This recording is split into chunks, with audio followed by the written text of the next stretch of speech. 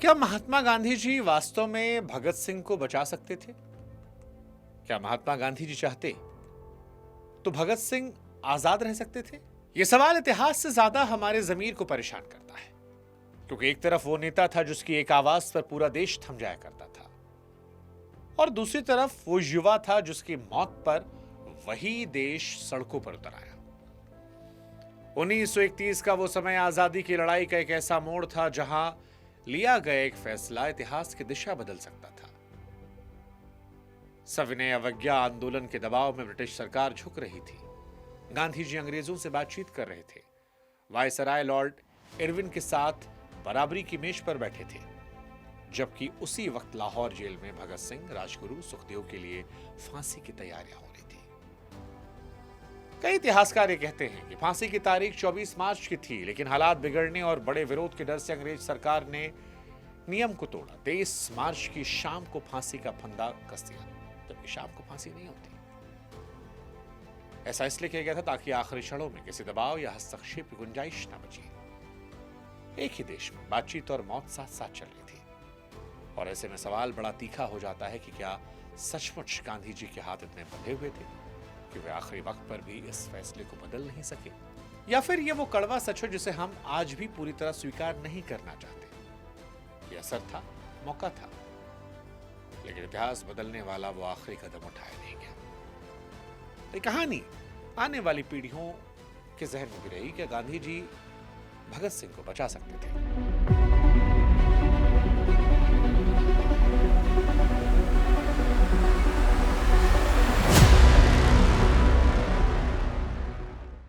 नमस्कार, आपके साथ मैं हूं शुभांकर मिश्रा और हिस्ट्री बुक के इस खास एपिसोड में आपका स्वागत है। हिस्ट्री बुक हमारी नई शुरुआत है। हमारी आपसे गुजारिश है कि आप हमारे चैनल को अधिक से अधिक संख्या में सब्सक्राइब कीजिएगा, ताकि ऐसी और कहानियां हम आपके ला सकें। अब अगर बात की जाए गांधी जी को लेकर, तो गांधी जी भगत सिंह को बचा सकते थे। इस बहस में अक्सर एक बुनियादी बात हम भूल जाते हैं, जिसे समझना जरूरी भी है कि गांधी जी सर्वशक्तिमान नहीं थे। वो जनमत बना सकते थे, करोड़ों लोगों को सड़कों पर उतार सकते थे, लेकिन ब्रिटिश राज्य को वो आदेश नहीं दे सकते थे।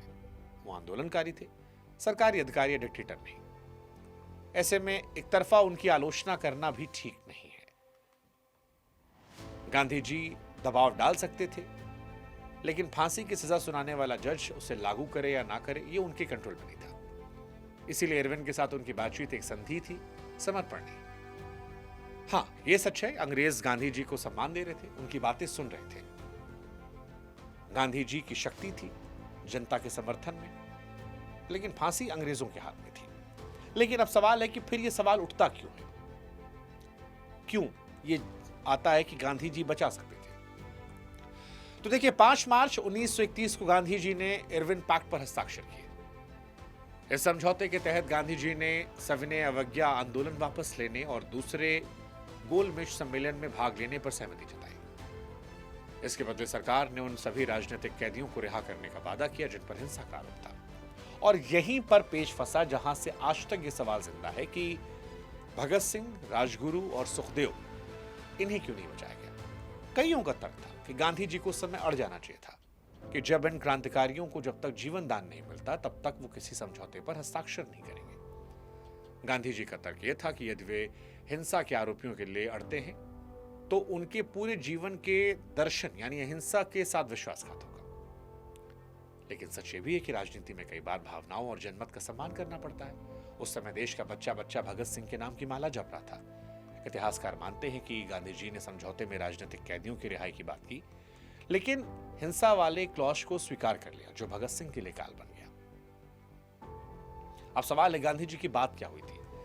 तो इतिहास के दस्तावेज कहते हैं कि गांधी जी ने इरविन के साथ मुलाकातों में भगत सिंह की फांसी का मुद्दा कई बार उठाया। 18 फरवरी 1931 को गांधी जी ने इरविन से बात की।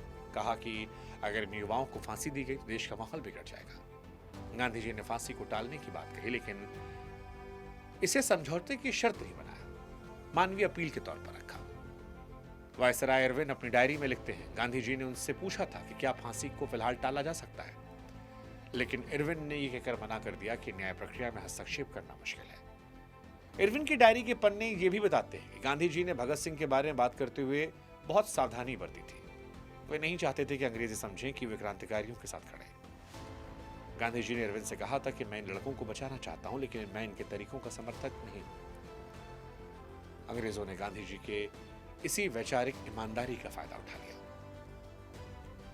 लॉर्ड इरविन उस समय एक तरफ गांधी जी से बात कर रहा था, दूसरी तरफ ब्रिटिश नौकरशाहों का दबाव था। पंजाब के तत्कालीन गवर्नर, पुलिस अधिकारियों ने साफ कहा कि अगर भगत सिंह की फांसी रोकी गई तो पुलिस फोर्स और ब्रिटिश अफसर इस्तीफा दे देंगे। अंग्रेजों को डर था कि सैंडर्स की हत्या करने वालों को छोड़ना उनकी सत्ता की साख को कमजोर कर देगा। इरविन को डर था कि अगर वो गांधी जी की बात मान लेते हैं तो उनके अपने लोग बगावत कर लेंगे। यह एक ऐसा समय था जब ब्रिटिश साम्राज्य अपनी पकड़ खोता महसूस कर रहा था। ऐसे में किसी कीमत पर वो ये संदेश नहीं देना चाहते थे कि पुलिस अफसर का हत्यारा बिना सजा पाए बच निकल सकता है। हालांकि गांधी जी के पास विकल्प था, वो जनता को सड़कों पर उतार देते, लेकिन वो जानते थे कि इससे पूरे देश में हिंसा फैल जाएगी और उनका अहिंसक आंदोलन पटरी से उतर जाएगा। अब यही सवाल है, क्या विचारों की टक्कर में भगत सिंह की जान गई? गांधी जी पूरी तरह से अहिंसा के पुजारी थे, जबकि भगत सिंह क्रांतिकारी रास्ते पर निकले थे। गांधी जी का मानना था कि हिंसा चाहे किसी भी उद्देश्य के लिए की जाए, वो समाज को नुकसान पहुंचाती है। कई बार सार्वजनिक रूप से कहा कि क्रांतिकारियों के साहस की सराहना करते हैं, लेकिन तरीकों से सहमत नहीं है। आलोचकों का मानना था कि अगर भगत सिंह बच गए तो ये अहिंसक विचारधारा कमजोर पड़ जाएगी। हालांकि गांधी जी के समर्थक इसे गलत मानते हैं। उनका कहना है कि गांधी जी ने अपनी मर्यादाओं के भीतर रहकर पूरी कोशिश की। भगत सिंह की विचारधारा मार्क्सवाद, समाजवाद से प्रेरित थी, जो गांधी जी के रामराज्य के मॉडल से अलग थी। गांधी जी सुधार चाहते थे, भगत सिंह पूरी क्रांति। ये केवल दो व्यक्तियों की नहीं बल्कि दो अलग अलग भारत की लड़ाई थी। अब एक सवाल यह भी है कि भगत सिंह क्या चाहते थे, क्योंकि गांधी जी भगत सिंह को बचा सकते थे। इस बहस में अक्सर हम ये भूल जाते हैं कि भगत सिंह क्या चाहते थे। जेल से अपने पिता किशन सिंह को लिखे पत्र में भगत सिंह ने साफ किया था, नाराजगी जताई थी। दरअसल उनके पिता ने उनकी जान बचाने के लिए कानूनी पैरवी करने की कोशिश की। भगत सिंह का मानना था कि उनका जीवित रहना उतना क्रांतिकारी नहीं होगा जितना उनका बलिदान। उन्होंने जेल में ही लिख दिया था कि अब वो एक विचार बन चुके हैं और विचार कभी मरते नहीं। अगर गांधी जी उन्हें बचा भी लेते तो क्या भगत सिंह उस जीवनदान को स्वीकार करते? इसकी संभावना भी शायद कम होती। भगत सिंह ने अपनी जेल डायरी में लिखा था, क्रांति के लिए रक्त की आवश्यकता होती है और अगर वो रक्त मेरा है तो मुझे खुशी होगी। अदालत में भी अपनी सफाई देने से मना कर दिया, क्योंकि वो चाहते थे कि अंग्रेज उन्हें फांसी दे, ताकि भारतीय लोग जो है उनका खून उबले और देश इकट्ठा हो जाए। एक सवाल यह भी है कि क्या जो अंग्रेजों से समझौता हुआ था उसमें गांधी जी अकेले थे? देखिए, सुभाष चंद्र बोस उस समय गांधी जी के इस रवैये से आहत थे। बोस का तर्क था कि राष्ट्रवाद की लहर किसी भी विचारधारा की परिभाषा से बड़ी होती है।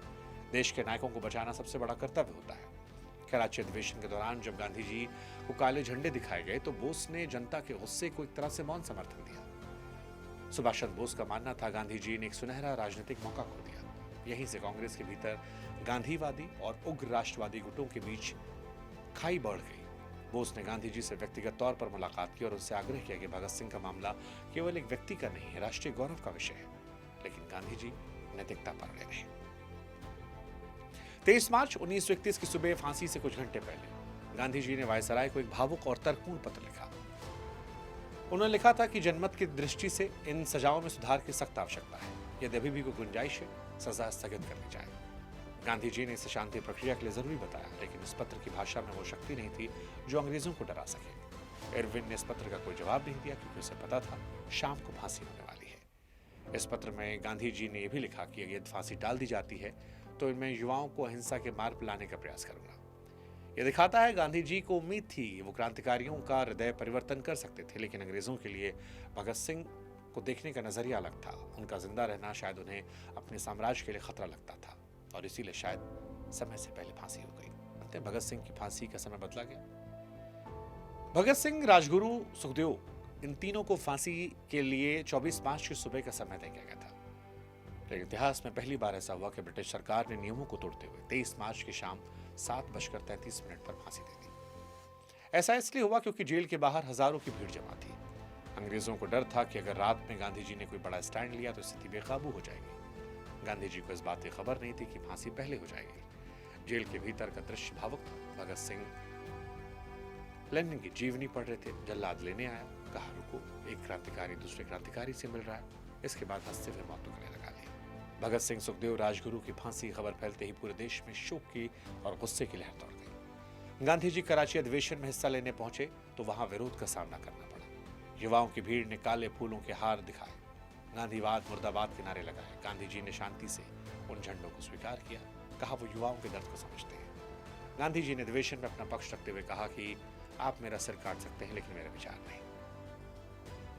ये कहा कि भगत सिंह की शहादत बेकार नहीं जाएगी, लेकिन हमें अहिंसा का रास्ता छोड़ना होगा। कराची अधिवेशन गांधी जी के जीवन के सबसे कठिन अग्नि परीक्षाओं में से एक था। लेकिन सवाल फिर वही, क्या इतिहास बदला जा सकता था? क्या गांधी जी भगत सिंह को बचा सकते थे? कईयों का मानना, अगर गांधी जी अपनी जिद पर अड़ जाते, भगत सिंह जेल से बाहर आते तो क्या होता? शायद भगत सिंह और गांधी जी मिलकर एक ऐसी ताकत बनाते जिसे रोकना अंग्रेजों के बस में नहीं होता और भारत को आजादी शायद एक दशक पहले मिल जाती। एक दूसरा पहलू यह भी है कि भगत सिंह की शहादत ने जो वैचारिक क्रांति पैदा की, उसी ने 1942 के भारत छोड़ो आंदोलन की मानसिक जमीन तैयार की। भगत सिंह अगर जीवित होते तो शायद आजाद भारत का स्वरूप अलग होता। शायद एक समाजवादी नेता के रूप में उभरते हुए और देश के गरीबी खिलाफ लड़ते। गांधी जी और भगत सिंह का मेल एक वरदान साबित हो सकता था। हालांकि यहां यह भी जानना जरूरी कि भगत सिंह महात्मा गांधी जी के बारे में क्या सोचते थे। भगत सिंह केवल एक क्रांतिकारी नहीं थे, एक गंभीर दार्शनिक भी थे। जेल में रहते हुए करीब 404 पन्नों की डायरी लिखी थी। गांधी जी के प्रति सम्मान तो रखा, लेकिन उनकी नीतियों का आलोचना किया, कड़ी आलोचना।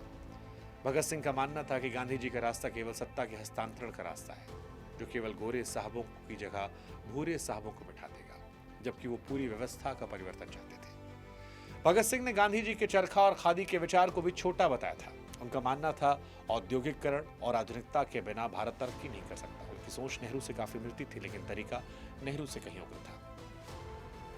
हालांकि एक खास चीज है, महात्मा गांधी भगत सिंह को बचा सकते थे, इसमें अंग्रेज अफसर इरविन की भूमिका भी बड़ी दिलचस्प है। क्योंकि सालों बाद जब लॉर्ड इरविन भारत से लौट आए तो अपनी यादों में इस बात का जिक्र किया कि गांधी जी ने भगत सिंह का मुद्दा दबी जुबान से उठाया था। इरविन ने कहा कि उसे लगा था गांधी जी केवल अपने समर्थकों को संतुष्ट करने के लिए औपचारिकता निभा रहे थे। हालांकि कई इतिहासकार इस डायरी को अंग्रेजों की चाल मानते हैं ताकि भारतीयों के मन में गांधी जी के प्रति नफरत के बीज बो सके।